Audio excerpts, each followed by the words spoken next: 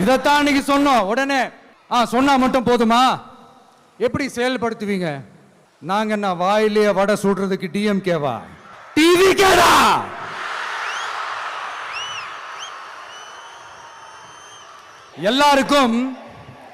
எல்லாருக்கும் நிரந்தரமான ஒரு வீடு இருக்கணும்னு சொன்னோம்.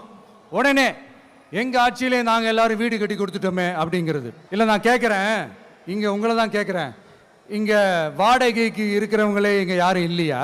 எல்லாருக்கும் சொந்தமா வீடு கட்டி கொடுத்துட்டாங்களா?